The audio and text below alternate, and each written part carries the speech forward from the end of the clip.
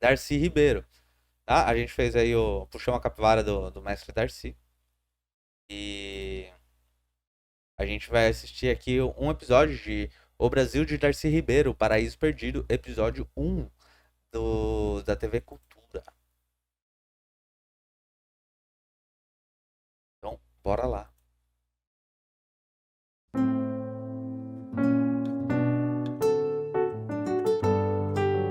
É bom, hein?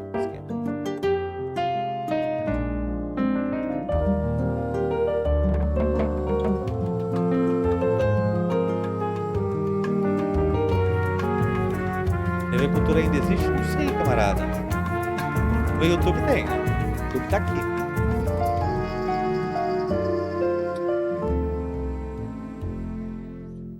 Paraíso Perdido.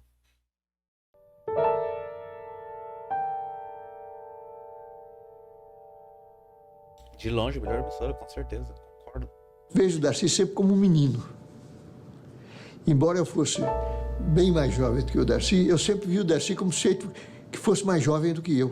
O mais interessante dele é a alegria, sabe? O amor que ele tinha pela vida. O que me impressionou mais nele foi o entusiasmo. Um flash de luz. Olha lá. Uma explosão. Um dos homens mais brilhantes que eu conheci na vida. Darcy era como um mercúrio, as asas no calcanhares. Esse cara é toda a Amazônia num metro quadrado. Falei que Darcy coordenava o cérebro com o coração. Ele foi um dos maiores defensores dos povos indígenas. Cada pessoa tinha muito valor para ele. Um grande amigo, que gostava de colorir as amizades, né? Darcy é uma figura extraordinária. Ele era meu irmão, né?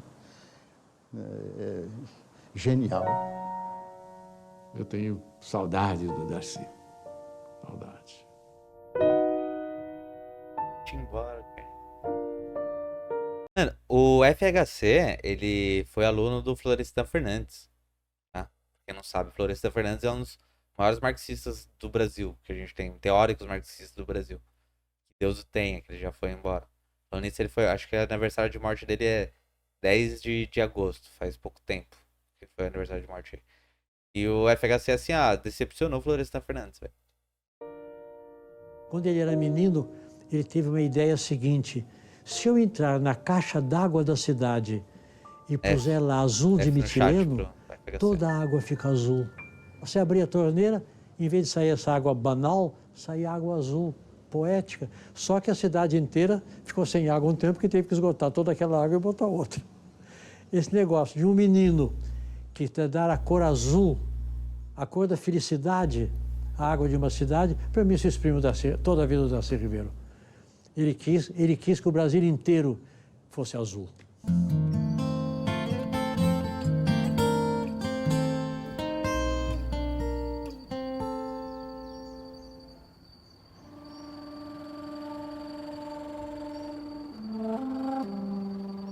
Foi aqui na Lapa Grande que Montes Claros se iniciou.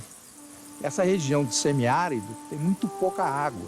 Aqui é o contrário, aqui tem muitas nascentes e também tinha fartura de alimento. Patriota de verdade. Norte de Minas é quase Bahia. O Darcy era quase baiano. O sertão do Darcy é o mesmo do Rosa, do Guimarães Rosa.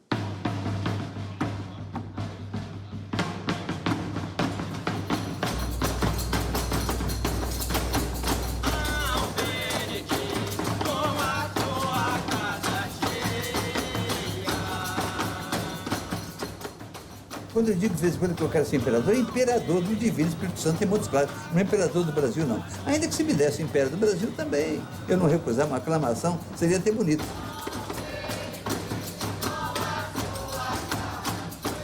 Mas o meu encantamento com isso era tão grande que um dia os catopês saíram pela cidade e eu saí atrás, até 4 da manhã. E foi um escândalo. Minha mãe pôs a polícia, meus tios todos, chamou todo mundo para procurar o menino que tinha perdido. A minha mãe quis me dar uma surra e foi uma coisa séria, porque o meu braço tinha crescido e eu com o braço espichado assim, não deixava que a minha mãe me alcançasse para me bater. Foi uma vitória contra a minha mãe que eu gostei muito.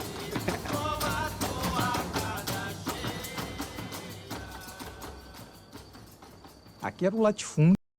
Inclusive, eu tava lendo uns textos do Marighella e me assustei com a diferença do significado da palavra patriota naquela época pra hoje. Pois é, né? Os contextos, os conceitos mudam, né? Quem diria? Criação de gado extensiva e o caboclo, ou o negro, trabalhando gratuitamente em troca de sua sobrevivência, de sua alimentação e de uma pequena casa para morar. Essa estrutura de escravidão ainda permanece até hoje. Ainda há aquele negócio do oi, doutor, como é que você está, doutor? Ainda há aquela submissão da pessoa, principalmente do trabalhador, ao patrão, né? E bate o pilão na terra do açude. Não é à toa que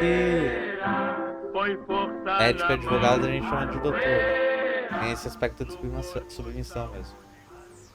Eu nasci na vida do Cedro. Era uma fazenda-fábrica, às 7 horas da manhã, com vontade de trabalhar, porque às 7 horas da manhã não é hora de menino nascer. O meu pai era o gerente dessa fábrica pertencente ao meu tio. A fazenda do meu pai é gente muito velha, eram garimpeiros, contrabandistas de diamante, gente antiga da região, nem se sabe a origem deles. Isso é meu lado paterno, de gente ganhadora de dinheiro, séria, severa, não dá muita bola para a igreja. Darcy perdeu o pai com 2 anos de idade. Então os outros tios dele tomaram o patrimônio deles, inclusive a casa onde eles moravam. Olha. Vovó, a mãe deles, vai para a casa dos pais, uma casa modesta. Para complementar as despesas, a casa e tudo, a educação dos filhos, ela inclusive fazia doces de aniversário. Era excelente doceira. Que eles tomam tudo. E a família, que era dona, e o marido dela era sócio da companhia de luz, que era dos Ribeiro, manda cortar a conta de luz. E ela, numa revolta muito grande, ela coloca os lampiões nas janelas da casa, denunciando para toda a comunidade o tratamento absurdo. Imediatamente eles mandam religar a luz. E ela recusou. Ela diz, não, só tem luz quem pode pagar. Enquanto a conta não for paga, nós vamos viver de candeeira, de querosene e de óleo de mamona. E realmente ficou sem luz. E é aí que tem um fator importante na personalidade da Darcy, é que essa questão da justiça aí entranha nele. E além da questão da formação moral, que é criada a partir disso, e a relação muito forte com a mãe. Inclusive, ele tem um ciúme imenso, porque ela ficou viúva com 23 anos e ele não permitia de forma alguma nenhum relacionamento dela com ninguém. A mãe dele querendo ir pro forró e falando, não.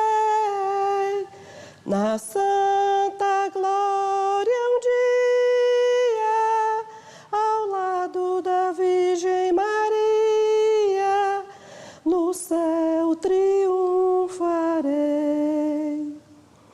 No céu, com minha mãe estarei. No céu, com minha mãe estarei. Ele nunca se mostrou assim, muito preocupado com esse negócio de não ter pai, não. Ele falava, ó, eu tenho as rédeas soltas, eu tenho a liberdade de pensar e de flutuar, porque não teve ninguém que me castrou. Eu não tive nenhuma autoridade paterna em cima de mim. Ela vai fazer o magistério depois de viúva. Ela levava as crianças lá para casa, fora do horário de trabalho dela, ela ensinava essas pessoas e punha papai e Darcy para adestrar a mão dessas crianças. E eles ficavam segurando na mão dos meninos e dos velhos para ensinar a escrever. Eu era muito malandro, muito brigão. O meu irmão muito solidário comigo. Eu brigava, sujava a camisa de sangue. Aí que eu puxo do contra quando eu ouço marxista falando de capitalismo sem considerar moralidade. A crítica não surge do nada. Tem um texto do Lenin sobre a ética comunista. Bem interessante.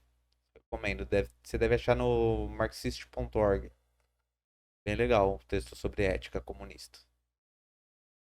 Mas sim, o aspecto moral e essas coisas assim importa, mas ele vem das nossas relações sociais, né? Ele não vem do nada. A moralidade de hoje não é a mesma moralidade do feudalismo, por exemplo. Então o capitalismo faz uma moralidade para ele, sabe? Ele ia roubar outra camisa para mim, para minha mãe não perceber. O meu irmão, mais novo que eu, até hoje, ele que toma conta de mim. Eu sou uma espécie de tutorado dele, porque ninguém na vida confia muito em mim, não. Eu preciso sempre de alguém me cuidando, me orientando. E era meu irmão, meu primeiro guia foi esse meu irmão. 2 irmãos antípodas, e que por um milagre da natureza se amavam profundamente. Mas quando Darcy ia embora de Montes Claros, Mário dizia o seguinte: os 2 grandes momentos de felicidade para mim nessa terra é o dia que Darcy chega e o dia que Darcy vai embora.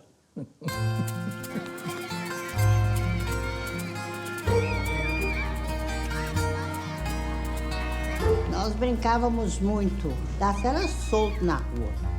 Se tinha alguma novidade, ele é que trazia pra gente. E Darcy era muito esperto, levava... Ele parece calmo, assim, o Darcy, mas ele fala rápido, né? Ele fala com uma pressa, né? A gente, às vezes, pra farmácia, e a gente comia uns comprimidinhos brancos que ele dava pra gente. Ele tinha uma cabeça assim, de Júlio Verne, compreendeu? Darcy traficante. Sempre criativo, sempre inventando assim. O homem vai à Lua, vamos fazer um balão para ir à Lua, um foguete para ir. Ele tinha essas coisas todas na cabeça, ele era inventivo. O acontecimento político mais importante da minha infância foi a Revolução de 30, porque desencadeou-se em outubro. Mas em minha casa, em fevereiro, é que aconteceu o primeiro episódio importante. Getúlio, você está comendo bola. Getúlio. Não se mete com seu Júlio, não se mete com seu Júlio, que seu Júlio tem escola. A campanha eleitoral chegou a Montes Claros, levando o vice-presidente da República. Iam fazer propaganda do Júlio Prestes. Esperaram por eles uma turma que era contrária. Eles desceram do trem e foram andando pela cidade, começaram solta foguete aqui, não sei o que ali, do foguete para o tiro é um passo só. E ocorre que ao passar na frente da dona Tiburtina, uma poderosa senhora que havia lá, a dona Tiburtina mandou tocar fogo na comissão presidencial. Como assim? Morreram pessoas, foi um episódio terrível. É curioso porque dona Tiburtina era mulher do João Alves, que era o líder político. E contavam que ela tinha pisado no pescoço do Mero Viana, que era vice-presidente da República. Como então, assim, de repente, cara? a minha casa encheu-se de gente apavorada, fugindo de tiros, e a minha mãe sem saber o que fazer com aqueles visitantes ilustres que estavam lá, alguns deles feridos. O grupo dos Alves, com a Tiburtina, que tinham atacado e matado gente, eles que ganharam a Revolução com Getúlio e assumiram o poder de uma forma muito despótica. Só mesmo com revolução. Não, calma aí. A mulher tacou fogo na comissão? Pescoço do Mero Viana. Você está comendo bola. Vice-presidente da República. Iam fazer propaganda do Júlio Prestes. Esperaram por eles uma turma que era contrária. Eles desceram do trem e foram andando pela cidade, começaram solta foguete aqui, não sei o que ali, do foguete para o tiro é um passo só. E ocorre que ao passar na frente da dona Tiburtina, uma poderosa senhora que havia lá, a dona Tiburtina mandou tocar fogo na comissão presidencial. Morreram pessoas, foi um episódio terrível. É curioso porque dona Tiburtina era mulher do João Alves. Dona Tiburtina, mano, pica, velho. Que era o líder político. E contavam que ela... Disseram 1930 muito rápido. Viana, que era vice-presidente da República. Então, de repente, a minha casa... Pisou no presidente, no vice da República. Encheu-se de gente apavorada, fugindo de tiros, e a minha mãe sem saber o que fazer com aqueles visitantes ilustres que estavam lá, alguns deles feridos. O grupo dos Alves, com a Tiburtina, que tinham atacado e matado gente, eles que ganharam a Revolução com Getúlio e assumiram o poder de uma forma muito despótica. Só mesmo com revolução. Graças ao rádio e ao parabelo, nós vamos ter transformação. Imagina ter pisado no pescoço do Temer. Ia ser bom, hein?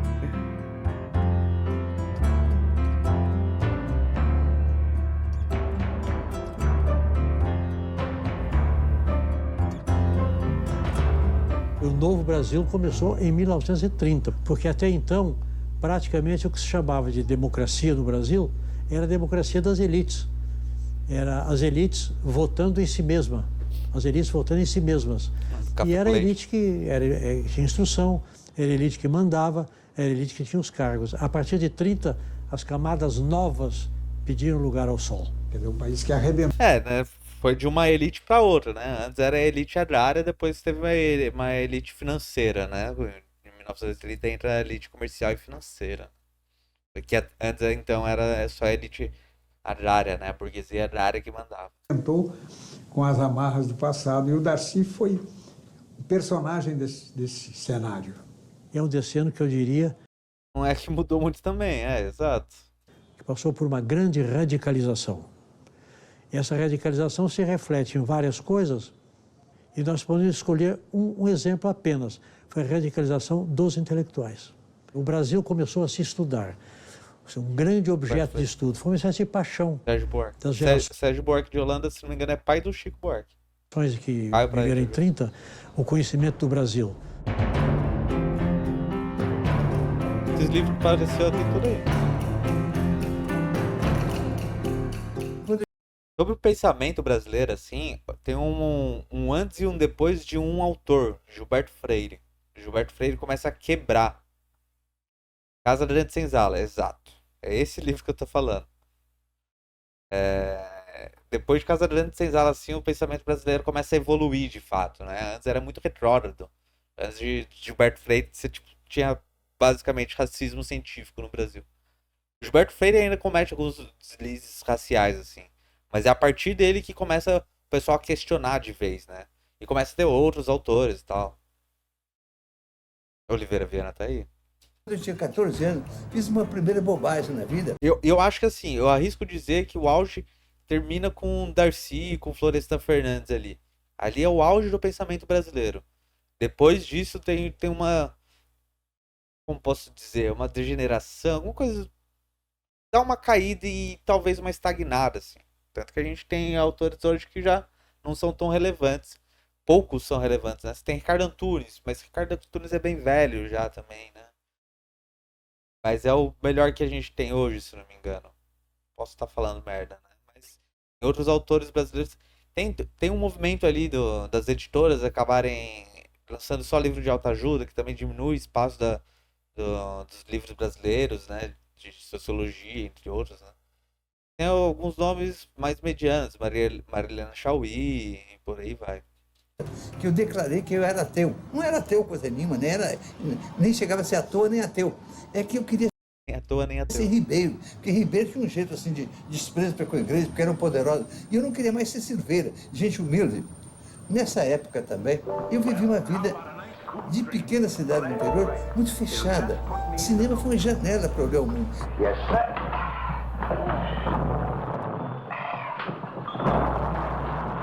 A tela de cinema que arrebenta o mundo. De repente você vê o céu, e o céu com sua dimensão toda dentro daquela telinha. Ou você vê o mar, o oceano. Isso tudo me impressionava muito.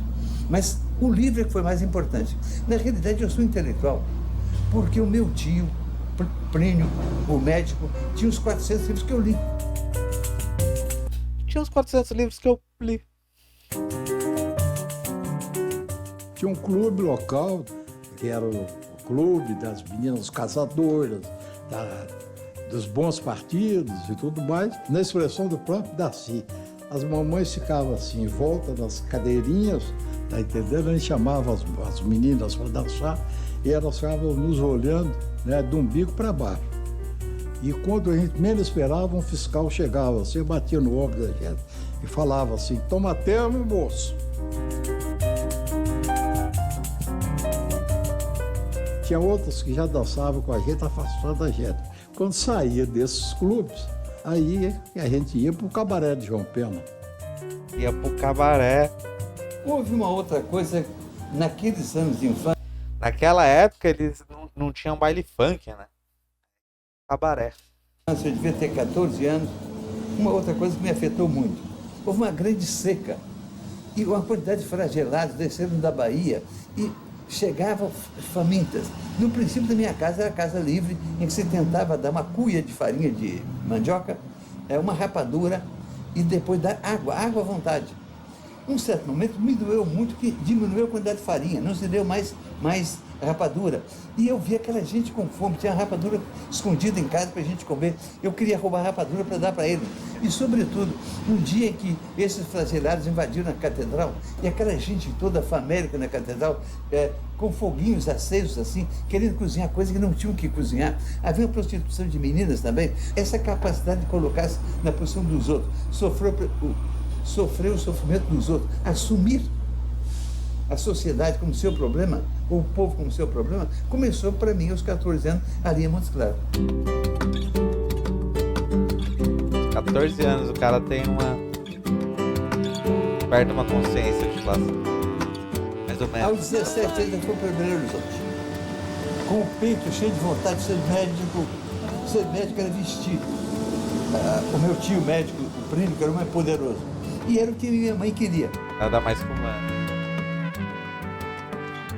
De imediato me assustou a cidade grande, a quantidade de coisa que se sabia aí, isso podia vir aí. Me encantou. Eu era naquela um estudante rico, recebi uma mesada que dava para me virar bem. Eu morava numa pensão e ele também. E éramos os únicos jovens. A relação com o Darcy era uma relação muito rica. Então, assim, para a gente tematizar isso ou aquilo, para mim não é fácil, não.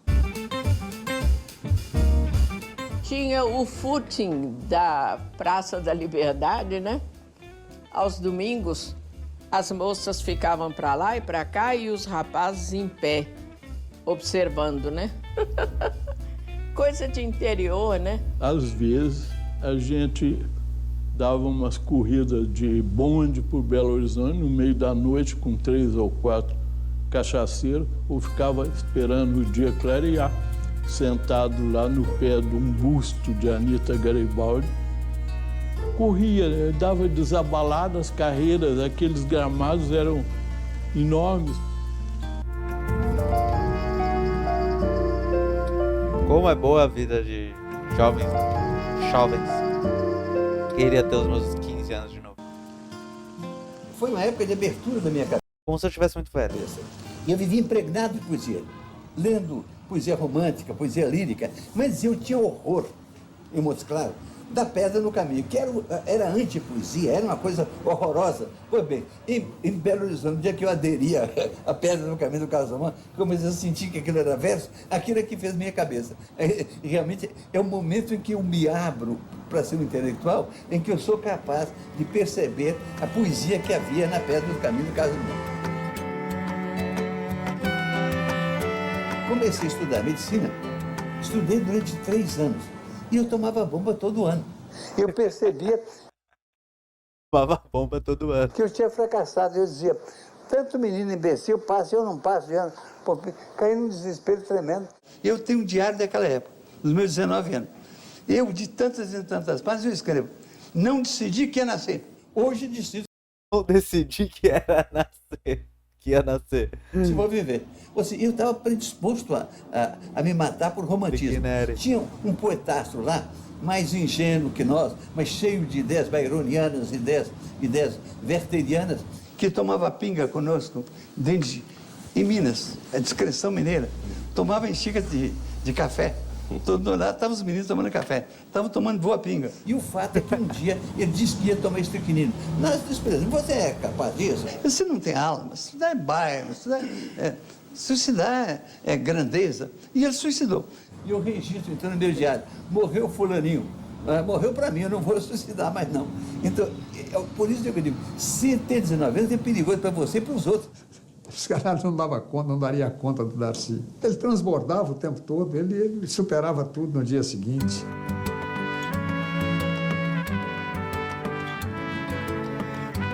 Eu saí de Montes Claros um boboca completo e um boboca vendo isso. Quem me politizou foi o convívio no meio estudantil de Belo Horizonte e nessa época eu me lembro que houve duas mudanças claras na minha cabeça. Foi a leitura do livro de Jorge Amado sobre Prece que me atraiu para a esquerda e para uma outra visão. Isso circulava de mão em mão, porque ninguém tinha, não era um livro que tivesse à venda. Um livro que eu comprei em Belo Horizonte, A Origem da Família e da Propriedade Privada. Ah lá? Ah lá. Meteu um Engels. Meteu um Engels. No Estado. E eu passo a ter uma visão, ou tentar ter uma visão comunista. Ó. O Brasil é avassalado por duas forças ideológicas tremendas. A força que avassalou o mundo inteiro, que era o fascismo. Esse movimento europeu se instala aqui, com partido próprio, com cara própria, com pretensão de ser brasileiro, empolgando a inteligência brasileira e, sobretudo, a oficialidade, que era o movimento integralista. Os camisas verdes, que a gente chamava galinha verde. As galinhas verdes. Os integralistas tinham um certo encanto como nacionalistas. É muito doido que essas coisas que ele tá falando, pra gente é história, né? É tipo, um momento histórico. Pra ele, mano, é um momento de vida, né? Pra gente é muito distante. Pra ele viveu o bagulho, né? É muito louco. É uma coisa que você chegar pra alguém de, sei lá, de 12 anos hoje e falar assim, mano, eu vi o Lula sendo eleito. Ou o Brasil ser pentacampeão, tá ligado? Pra gente é muito memória, né? Pra galera é história, mano. É muito distante, fica muito distante, né? Integralista voltando é bizarro. É bizarro. É bizarro.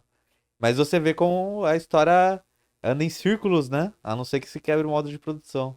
Que os comunistas não eram. E eu tinha sido muito cantado pelos integralistas, mas alguma coisa em mim fazia repelir o integralismo. Agora, a hipótese oposta. Olha, ele se sentiu encantado pelo integralismo. É que essa ideia de nacionalismo que eles tinham era foda, né? Não tem como, né? O problema é que ele extrapola pro chauvinismo. Mas eles tinham uma ideia de indígena, né? Resgatar valores indígenas e tal, né? Mano, fascismo é bizarro, que eles conseguem manobrar tudo mesmo, né? O que eu aderi era outro movimento, outra projeção aqui da história mundial, o comunismo implantado na União Soviética, que nós vimos como uma coisa extraordinária, porque tinha pegado o país mais atrasado como o Brasil e tornado uma das potências do mundo. E les armées sont arrivées à Paris. L'Allemagne. Como que é a saudação? A saudação é a saudação romana, né? É a mesma do nazismo, né? Ah, a palavra, né? Anaue. É uma palavra indígena. Triompher vraiment. Da tomada de Paris ainda, digamos que ainda tinha uma visão meio futebolística da guerra.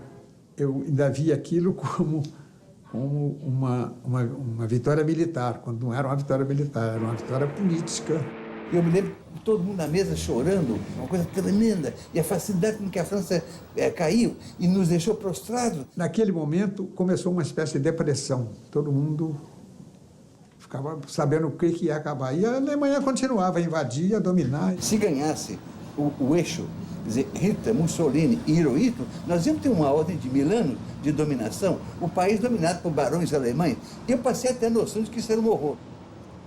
Era o mundo lutando aqui dentro. Era a candidatura do Plínio Salgado, que teria sido presidente se o Getúlio não desse o autogolpe. O Getúlio assumiu a posição fascista de Plínio Salgado e fez a revolução que ele teria feito. E houve um risco muito grande se aliasse aos alemães e se aliasse aos fascistas. Então, nesse caso, era uma coisa importante para Hitler, para Hirohito. Tem uma base aqui para a luta contra os norte-americanos. Essa questão foi colocada pela história. Aí ocorre uma coisa absolutamente inesperada. Uma coisa de uma importância enorme, que é a reversão do Estado Novo.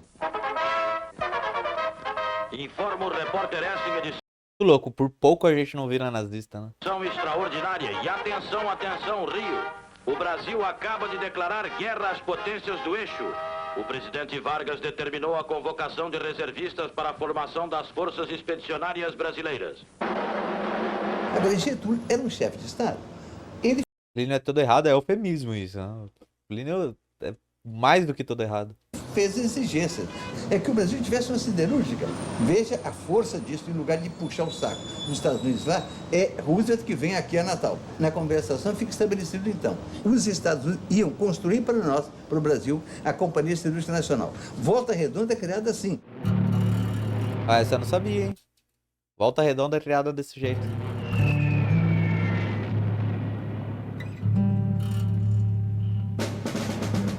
E essa coisa incrível é que nós vivemos aqueles anos apavorados com a vitória sucessiva de Hitler e vendo Stalingrado. Não há nada mais convincente do que a Batalha de Stalingrado. E aí o debate começou, o debate de ideias. Quer dizer, a Rússia que era forte, quem ganhou Stalingrado foi a União Soviética. E então, a guerra chegou no fim, as cabeças podiam estar divididas, mas já tinha muita cabeça feita. E foi a primeira vez que a esquerda existiu no Brasil como uma corrente de opinião e não mais como um grupo político, um grupo de partido, um jornal, coisa assim. Mudou toda a minha concepção do mundo. É pecado pedir para voltar o Getúlio? Sim, é pecado. Nada de getulismo aqui não. Trabalhismo não. E mudou a concepção com respeito a Vargas também, Getúlio Vargas. Em vez daquela adoração dipiana de que eu participava mais ou menos de Montes Claros, eu passo a ver criticamente. Este Brasil, a meu ver, é que tem muito a ver com Darcy Ribeiro. Não que o Darcy fosse o líder, o Darcy era a expressão daquele estado de espírito. A Uni. O Darcy sempre militou, seja lá em que for, né? Ele tinha muitos planos, porque tudo dele tinha de ser o maior, né? Fazer o maior hospital e tal. Eu me dedicava pouco à escola. Eu não entendo até hoje como é que eu não percebia isso.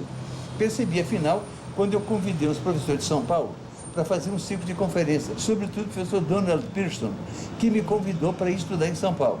E eu me empolguei com convívios dele e fui a Montes Claros explicar para a família.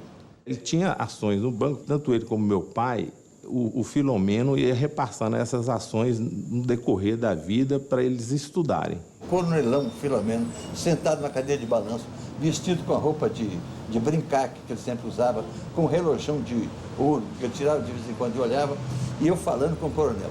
Não, meu tio, medicina eu me decepcionei, porque medicina não é ciência da saúde, trata da doença, e doente fede muito, eu não vou nisso, então eu vou estudar antropologia, que estudo omissão, eu vou estudar filosofia.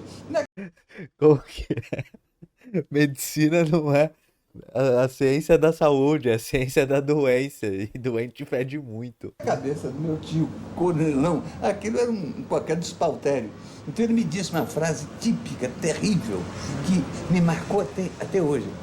Ele disse, se eu pegasse sua idade, eu ia tocar o Santo André. Santo André é um dos maiores latifúndios de Minas, tinha 37 mil hectares. Era uma porcaria de destino. O jovem intelectual que ia querer estudar antropologia em São Paulo, ele me oferecia um chapéu de couro, um fazendão, eu recusei. Mais tarde que ele foi entender que aquele ato, aquela atitude de Filomeno, era como fosse estava deserdando dele. Esse foi um momento claro da minha vida que eu me bifurquei, eu deixei realmente os meus primeiros coros, o coro de Montes Claros, o coro de Ribeiro, o coro de Silveira, para inventar outro coro para mim mesmo.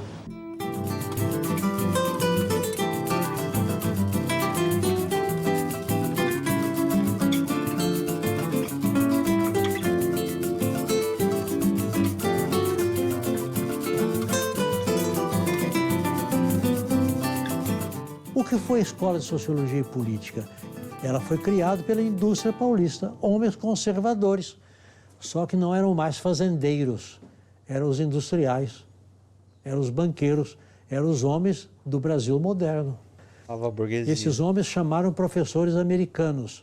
Aqui estavam a Brigada da Guerra, Levi Strauss, Radcliffe Brown, Willems, Baldus, uma quantidade de sábios.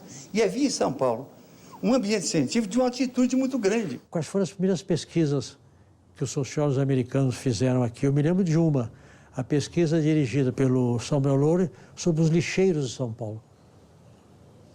É a virada completa. Naquele tempo, sabe qual era a palavra-chave? Realidade brasileira. Tudo era realidade brasileira. Realidade que é a tal busca da identidade. Eu fiquei deslumbrado. Embora apaixonado por literatura, não fui para letras. Eu fui para ciências sociais. Assim também o Darcy Ribeiro, Florestan Fernandes. Bom demais ciências sociais. O Celso Furtado, todo mundo. Vendo? Só nome de peso, velho.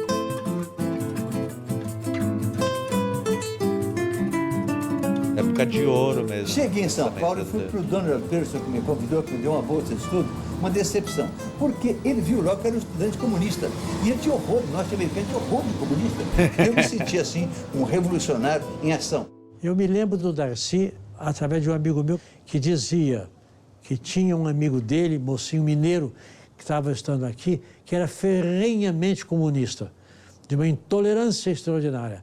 Fazia comício na Praça do Patriarca. Ah, é interessante. Eu passei a me aproximar de outros professores, sobretudo professores alemães, como Emílio Willems e, sobretudo, Herbert Paulus, que não tinha esse preconceito anticomunista. Eu aprendi com ele que a forma de fazer ciência mais alta era estudar variantes do ser humano. Então, isso é que me catapultou para viver anos e anos com os índios. Era um homem como o Levi-Strauss. Os dois não davam muita bola porque era São Paulo. Eles achavam que o importante, mas eram os índios. Então, era uma gente que estava voltada para estudar a natureza humana e sentia que uma coisa preciosa, que aquilo... Isso daí que ele tá falando de estudar antes do ser humano e tal, e por isso que ele foi com os índios, com os indígenas, né? É muito forte. Isso é muito forte, de verdade.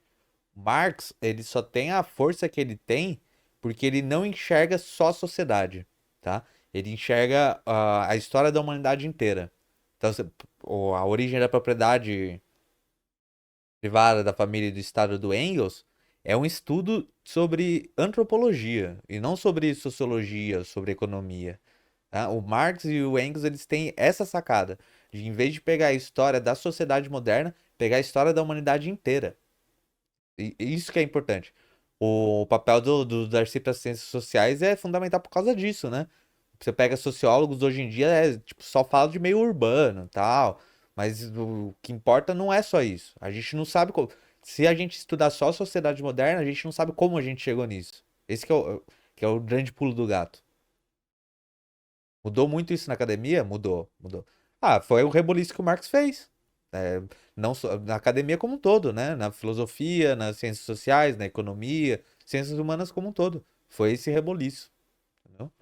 De, tipo, parar de achar que o nosso tempo é um tempo divino, que a gente chegou numa evolução da humanidade e todo o resto foi só passos anteriores, né? Na verdade, é a história como um todo que importa, né? Não só a sociedade moderna. No Brasil, havia amostras da natureza humana intocada pela civilização, em que se podia ver as caras originais dos homens. Um dia nos apareceu o professor Sérgio Buarque de Holanda, vindo da Alemanha para dar aulas de história do Brasil. O Sérgio Buarque, ele era um estimulante para o Darcy, que ele mergulhava nos caminhos, né, de uma historiografia que ele ia tirando do baú e mostrando para você um Brasil que ninguém conhecia.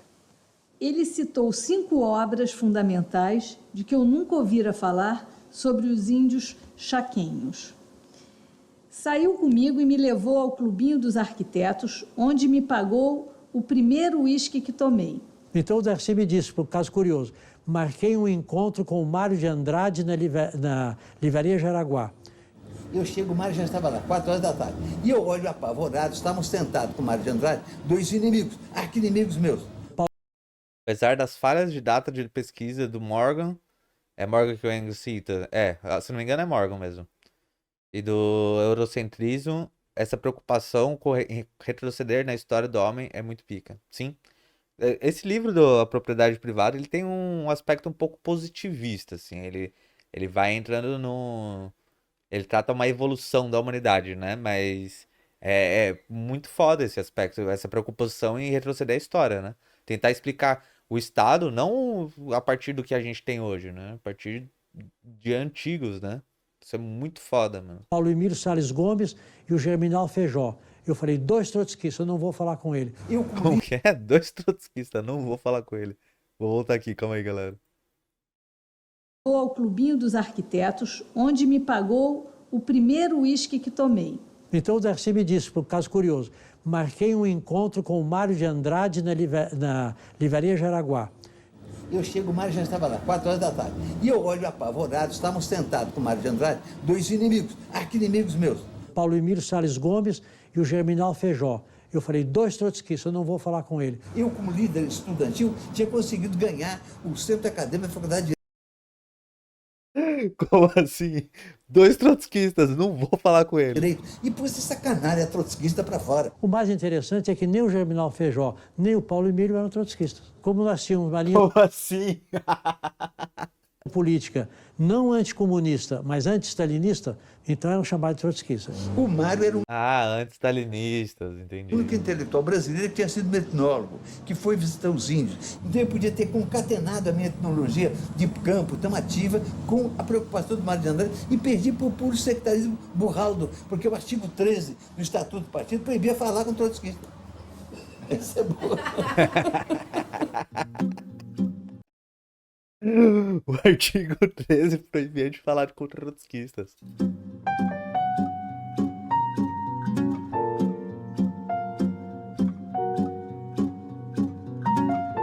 O encontro de Berta e Darcy foi uma coisa muito curiosa e bonita. Os dois eram militantes do Partido Comunista e houve um comício e alguém disse assim, leva um cigarro para o rapaz que está segurando a faixa. Ela foi e os dois começaram a conversar. E realmente nunca mais pararam de conversar.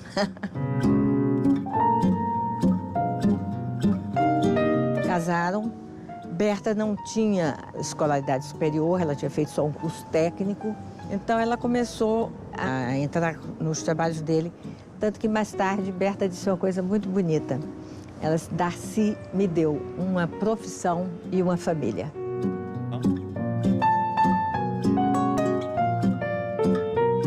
A mãe se suicidou na Romênia, ela era romena, né? Ela veio com a irmã e o pai para o Brasil. A irmã, com 17 anos, foi banida pela polícia de Vargas. O pai, então, foi tentar achar a filha, foi preso e morreu no campo de concentração. E ela ficou sozinha em São Paulo e a família Ribeiro a recebeu de maneira muito calorosa. Ela ficou muito amiga deles todos. Se tem alguém que era uma comunista mesmo, era Berta. Então, era de uma retidão de princípios, uma coisa assim fantástica, né? Ela é apaixonada pelos índios, as causas de Darcy, certo? Ela era uma advogada ferrenha. Ela foi quem mais estudou a questão da cultura material dos índios brasileiros. A correspondência dela com antropólogos do mundo inteiro é uma coisa impressionante. Conhecia, não? O respeito que tinham por ela. Eu me formei, 46. Havia 2 ideais dentro de mim. Um ideal científico de realizar uma carreira como cientista. Eu queria também ser revolucionário profissional. Essas 2 consciências nunca conversaram uma com a outra. Só muitos anos depois que eu fui obrigado a pegar essas 2 consciências e fazê-las dialogar. Eu devia substituir o Câmara Ferreira, que era diretor do jornal Hoje. Eu queria isso. E aí veio o Câmara Ferreira. Nós queremos que você faça a sua carreira também, porque senão nós não vamos ter cientista amanhã. Você está liberado pelo partido. Então, eu sou o único caso de alguém que não foi expulso, não deixou o partido, não é renegado, eu fui licenciado. Aí eu comecei a procurar um emprego realmente dentro do outro ideal meu, que era o ideal científico. O Baldos mandou uma carta para o Rondon, me recomendando. E, incrivelmente, o Rondon me adotou e me ofereceu que eu fosse trabalhar com ele para estudar os índios. Ó.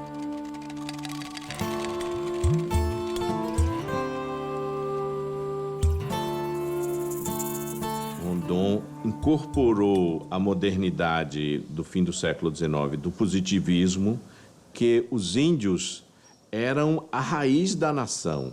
E um dia todos os problemas da sua indianidade seriam absorvidos pela constituição da grande identidade nacional. E ele lutou muito no começo, numa época em que os índios, como os negros, eram considerados seres inferiores. E o Brasil era um país inviável, porque eram inviáveis a maioria do seu povo, que era mestiço. E mestiçagem significava a própria degenerescência da raça humana. Tinha um caminho a ser percorrido, que era convencer o povo brasileiro e as autoridades de que os índios mereciam ter suas terras demarcadas. E o Darcy via isso. Se não fosse o Rondon, os índios desse litoral todo teriam se acabado. Brabo, né?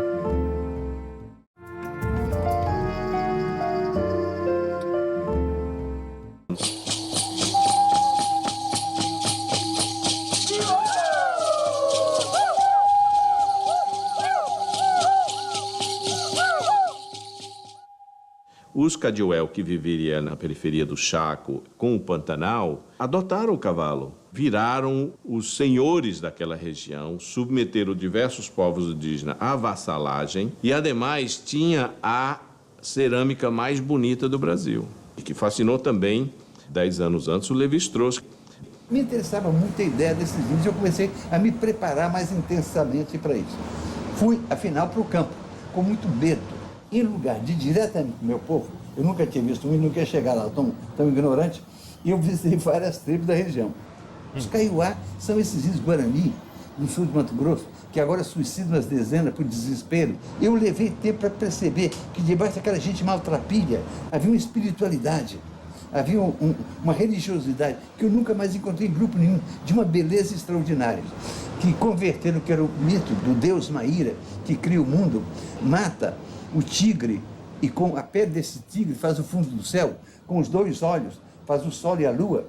Então esse tigre belo, glorioso do mito da criação, eles converteram num tigre do mito da morte.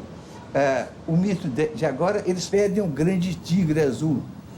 Pai, estamos cansados, a terra está cansada de comer cadáver, põe um fim, pai. Em 1600 e... Brisa esse conto, hein? Cultura indígena é muito louco, né? Totalmente diferente da cultura europeia que a gente tá acostumado, né? Positivismo social, tô ligado o que é. Sim, é do Augusto Comte e tal, dessa galera. Mas já ouvi falar de marxismo positivista. Qual a diferença? Você sabe? Cara, eu nunca ouvi falar sobre isso, marxismo positivista. Pra mim é um contrassenso isso, porque o marxismo ele tem um método dialético, né? Então ele não caminha no estado de espírito positivo, né? Então não sei como que os dois casam, o marxismo com o positivismo, né?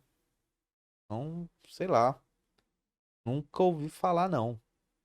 Porque a ciência positivista das ciências sociais, ela não vê essa revolução que o marxismo vê, né? Para eles, a ordem e o progresso é o fundamental, né? E o marxismo já é meio contra isso, né? Não existe essa de ordem e progresso, existe luta de classes, né? Então, não sei.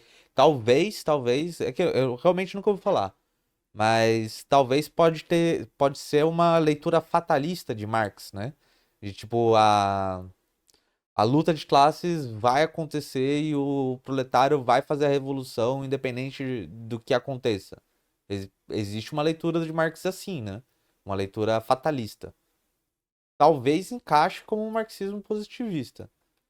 Mas não sei te falar não, porque eu nunca ouvi falar mesmo. Cosmovisão indígena é linda, puta que pariu, é diferente, né?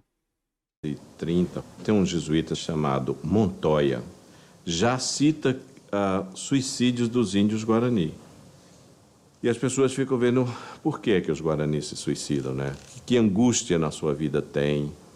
Muito diz que é porque eles estão premidos em pequenos lotes de terras, a sua população cresce muito, eles estão premidos diante de várias religiões que absorvem e os deixam perdidos na sua vida, desorientados. A autoconsciência disso, diante das suas condições, certamente é um motivo de angústia. Em geral, são jovens que morrem entre 12, 14 e 20 anos, o que é uma tragédia, de fato.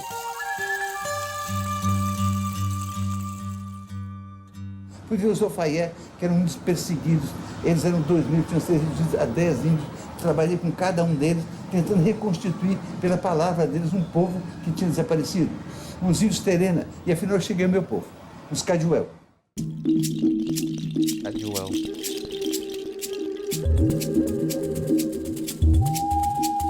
Tem uma tatu, mano. Eu diria que aprendi mais com os Cadiuel na cena antropóloga do que aprendi na escola. Se eu não tivesse visto os outros, eu não teria entendido, porque eles também pareciam miseráveis, pareciam pobres, pidões. Mas era a atitude dele de pedir, era totalmente diferente da Kaiowá, era totalmente diferente do Terena. Então havia ainda um orgulho aí, mas eles sofreram muito, porque o convívio com a civilização foi o convívio com a cachaça, com as enfermidades que não conheciam, perderam as suas cavalhadas também, perderam o seu gado, E para o índio é muito difícil se inserir numa economia mercantil. Com certeza, né? Um índio muito inteligente, o Cardoso, gostava muito do céu. E ele começou a me mostrar as constelações. Mas eu não conseguia ver uma enorme cabeça de ema que tem no céu. E eu não via a cabeça de ema. E ele dizia, mas você é burro, você é bruto. Não tá, olha o olho da ema lá, olha o bico da ema. Você não tá vendo? Imagina esse diálogo. Ó a cabeça de ema ali, pô. Pega as estrelas aí, liga os pontos aí, cabeça de ema, caralho. Eu fiz nos Cajuelos 2 expedições longas. No segundo ano eu levei a minha mulher, Dona Berta. As índias faziam algum esforço para falar comigo em português, para eu entender. Com Berta nunca fizeram, falavam só na língua dela. E ficavam dizendo meu nome tribal e rindo. Berta, Berta, Berta, e rindo. E Berta, quando eu chegar, Berta estava danada da vida, de ciúme. Foi uma situação muito engraçada de uma mulher de tradição europeia, colocado na aldeia durante meses. Eu deixei períodos muito grandes sozinha, porque eu ia fazer caçada com os índios. Fiz caçadas lindas no Pantanal. Imagina a mulher sozinha com os índios, mano. Que brisa. Tadinha. Uma curiosidade sobre a língua indígena e portuguesa, né? Que parece que até o século XVIII, a maioria da população brasileira falava tupi, mano. As mulheres donas de casa que ficavam em casa falavam tupi. A língua oficial, não oficial implementada pelo governo, né? Mas oficial de se falar cotidianamente era o tupi. Depois, com um decreto deve ser de Portugal, se eu não me engano, né? Mas depois da força do Estado que se instaura o português. Mas a gente tem aí 3 séculos de tupi. Pelo menos 3 séculos de tupi sendo falado no Brasil. 2 ou 3 séculos de tupi sendo falado no Brasil.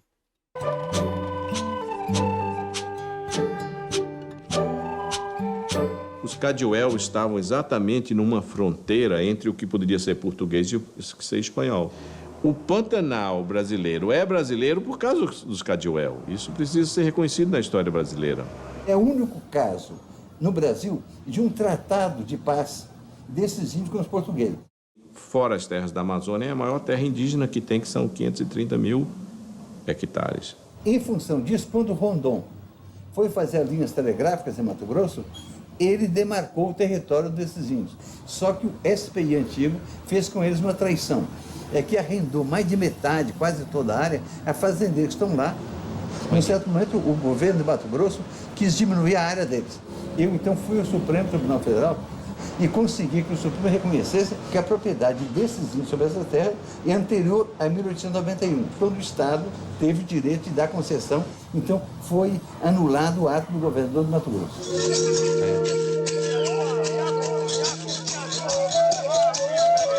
A moral é que todas as terras brasileiras pertencem aos indígenas, né? A gente tinha que reconhecer isso em Constituição, mano. E que ela, sei lá, a gente pode colocar alguma coisa assim, que ela é cedida à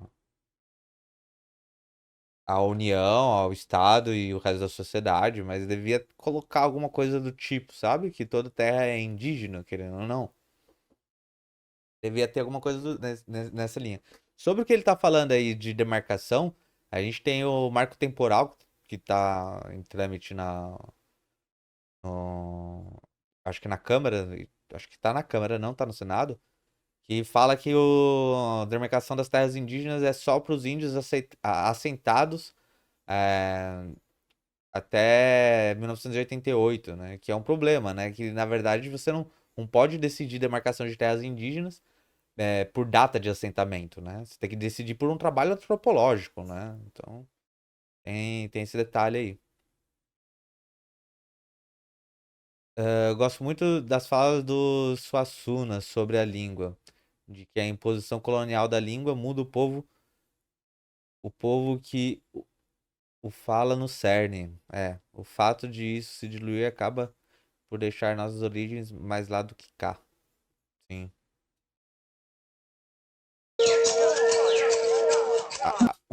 A fala é um instrumento de colonização muito, muito forte, né?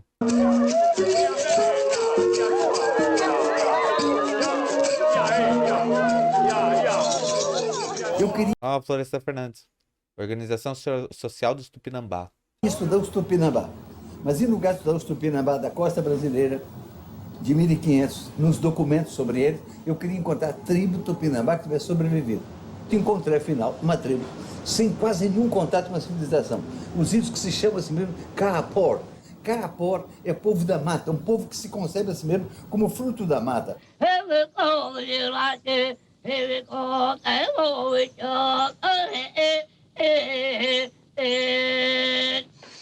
Après ma mort viendront mes amis pour me venger. Il ne restera aucun de vous sur cette terre.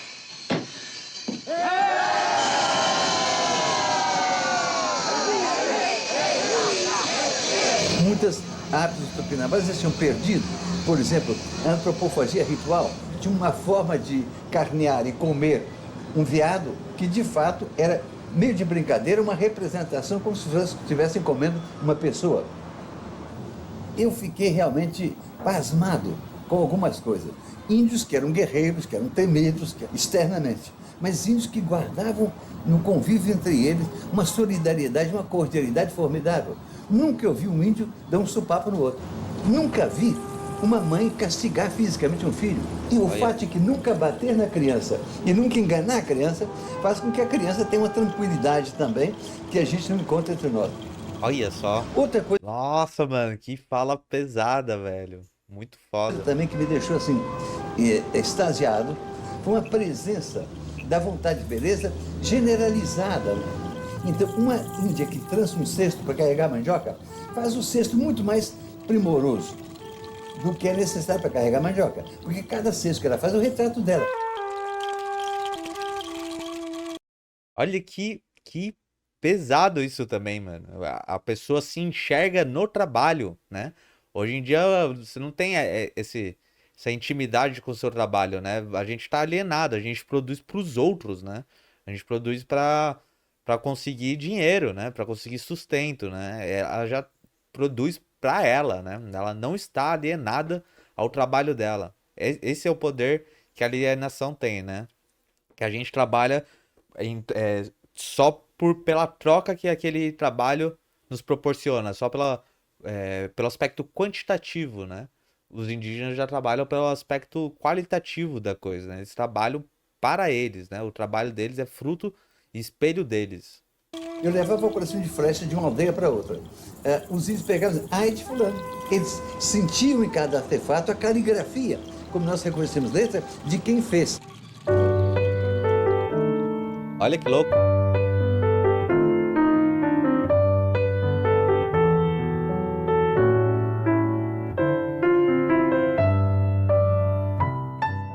O melhor do meu trabalho, talvez, tenha sido a criação do Museu do Índio. Foi realmente uma coisa linda levar o Rondon, que se emocionou muito vendo o Museu do Índio, porque foi o primeiro museu do mundo projetado para lutar contra o preconceito contra o índio. E ele viu que os índios estavam no reboliço do Brasil. Tinha que conquistar mais apoio dos brasileiros, aproveitar-se de uma simpatia inata e transformar isso numa realidade política. A expectativa da Unesco e a expectativa geral que havia é de que o Brasil era uma democracia racial, que era a visão de Gilberto Freire. As pesquisas da Unesco mostraram que não era assim. O brasileiro urbano, o brasileiro das cidades, gosta muito do índio, quer que se dê terra aos índios, quer que se respeite o índio. Mas aquele brasileiro que tem contato com os índios tem uma atitude terrível, a atitude de considerar o índio como uma caça, como um incapaz, ou como alguém que deve ser lavado, limpado do espaço para dar lugar à civilização.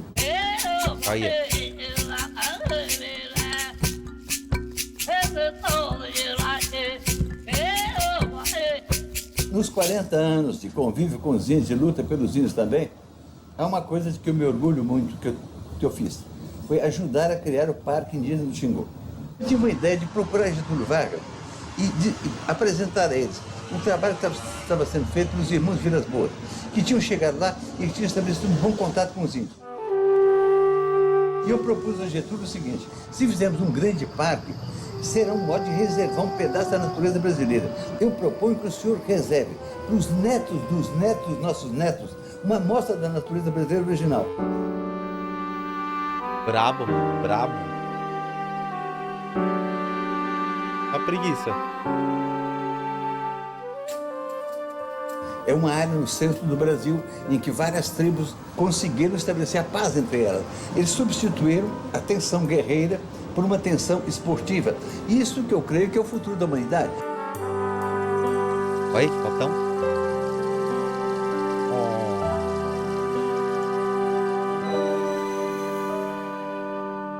Mano, Com a entrada de Juscelino Kubitschek, o SPI entrou naquela terrível coisa de fazer parte da distribuição de cargos. Queriam alugar as terras dos índios, como fizeram com o Cadiuel, ou dar as matas dos índios para serem exploradas, ganhando dinheiro com isso. Eu entrei numa quantidade tal de conflito que eu continuei fora a lutar pelos índios, mas deixei de ser funcionário, deixei de ser o etnólogo daquele órgão.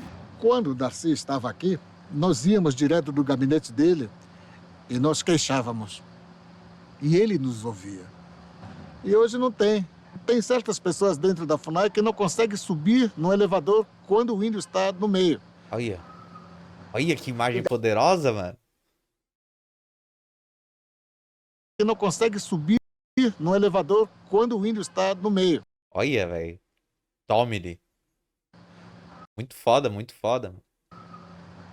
O Darcy é um autor, um antropólogo que ensina a gente a pensar. Ensina a gente a pensar a cultura, a história, a sociedade, a política, a economia, tudo junto. E esta é uma antropologia muito... É como deve ser, né? As ciências sociais, elas não podem ser estudadas sem vínculo uma com a outra, né?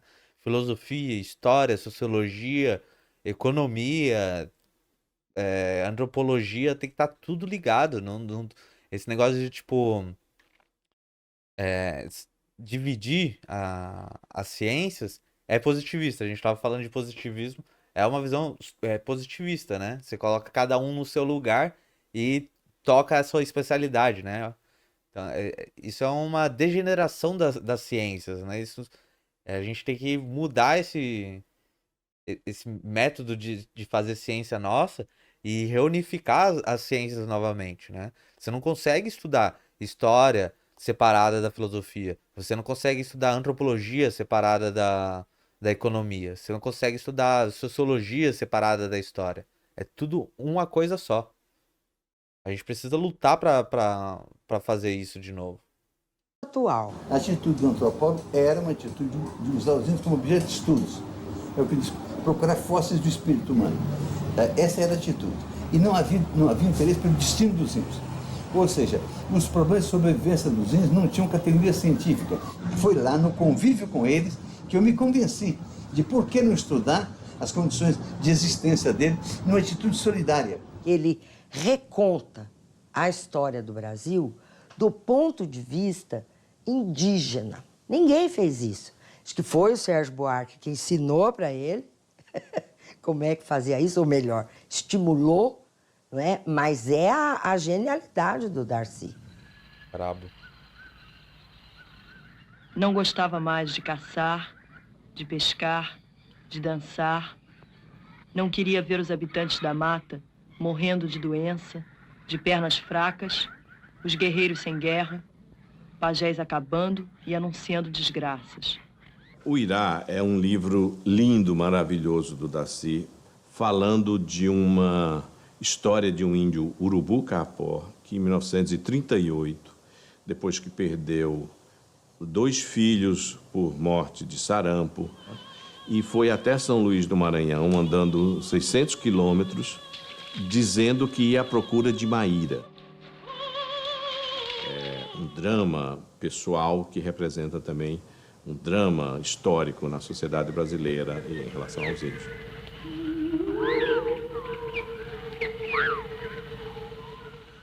Os índios hoje são protagonistas de suas histórias, estão escrevendo seus livros, fazendo seus filmes. E o Darcy via tudo isso neles numa época em que eles eram praticamente desprezados, né? Então, ele é um emblema da luta dos índios. Como ele continuou sempre, ele parou de fazer trabalho de campo, porque ele se tornou ministro, senador, mas ele não parou de defender os índios. O índio sofre um processo de transfiguração étnica, um processo radical e terrível. Todo o ambiente muda quando chega ao branco. Ele experimenta aquelas mudanças indispensáveis para sobreviver no novo meio. Mas essa transfiguração não significa uma culturação? O índio que consegue manter a sabedoria dos seus pajés e celebrar isso, o tempo da lua nova, da chuva, né, das estrelas, quem é que pode quebrá-lo, né? Com o grupo de indigenistas ligado ao Darcy Ribeiro, a gente foi abrindo uma nova ideia de como usar esses recursos, inclusive internacionais, para defender, por exemplo, o direito do índio estudar em Brasília. Ao mesmo tempo, esse índio ele quer ter acesso a novas tecnologias, tecnologia da informação, né? Inclusive para guardar a sua cultura, a sua tradição.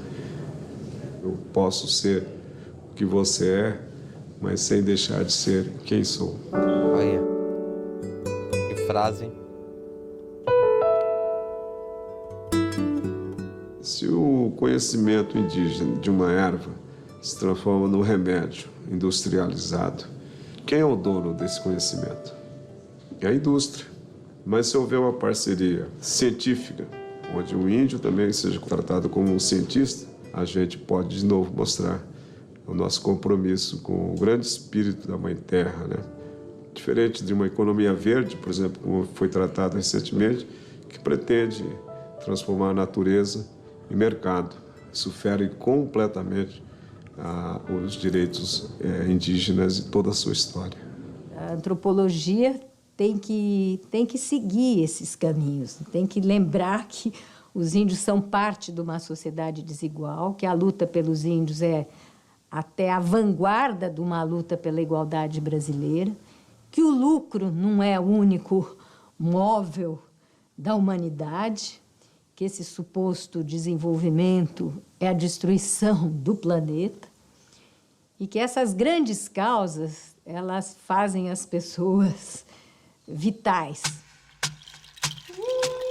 O desenvolvimento é a destruição do planeta. Tem um conto, vou contar um conto para vocês. Tem um conto de Caiçara que é o seguinte. Tava o Caiçara no... Eu vou até mudar a câmera aqui para contar esse conto. Tava o Caiçara sentado na beira da praia, na pedra, assim, admirando o mar. Aí, chega o branco colonizador e fala assim, o que você tá fazendo aí, sentado? Aí o Caiçara olha e fala assim, eu tô aqui admirando o mar. De manhã não, semana passada eu fui, pesquei, salguei o peixe, tá lá guardado, tenho comida pra semana inteira. Então agora eu tô aqui, olhando, admirando o mar, né?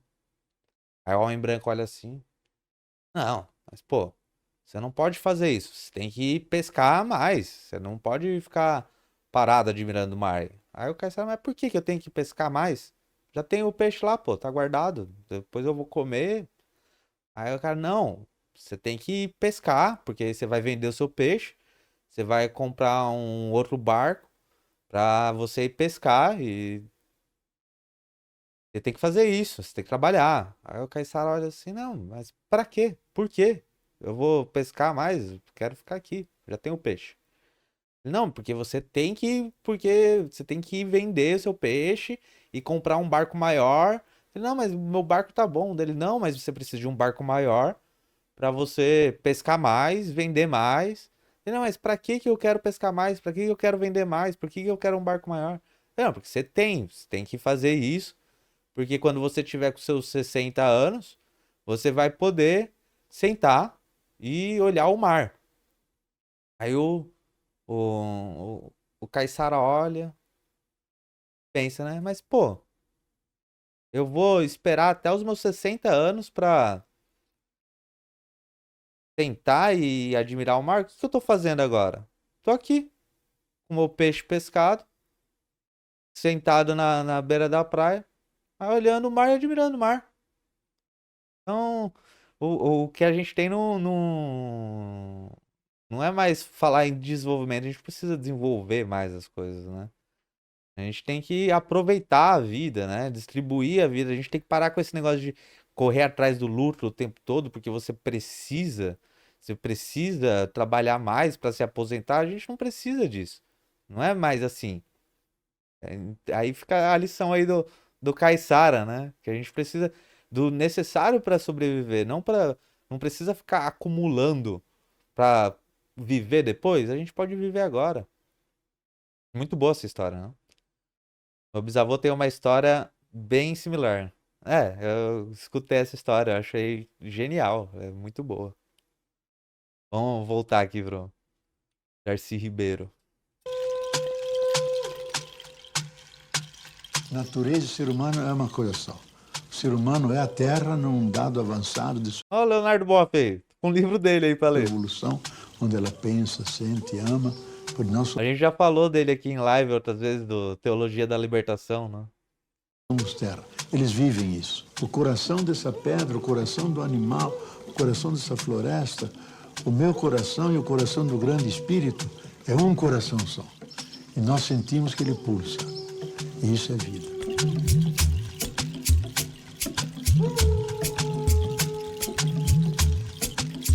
Eu sou socialista. Socialista em que sentido? No de que eu quero uma sociedade, não uma cidade indígena no futuro, mas eu quero uma sociedade de nível tecnológico muito avançado, mas que recupere aquela cordialidade, aquele amor pela beleza, essa vontade de perfeição em todos os atos. Brabo.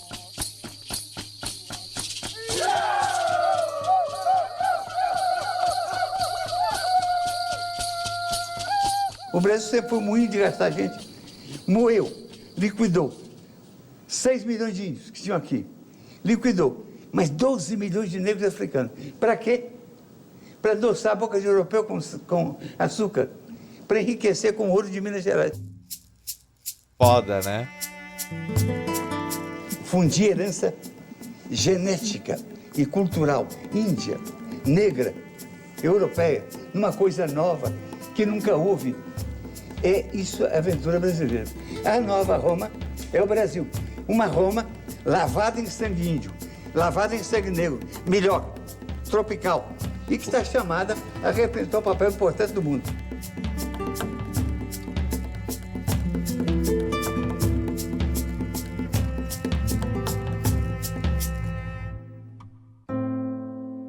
Muito foda, mano. Muito foda.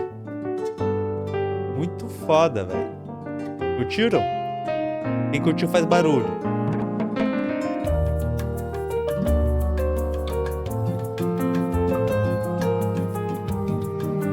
Foda.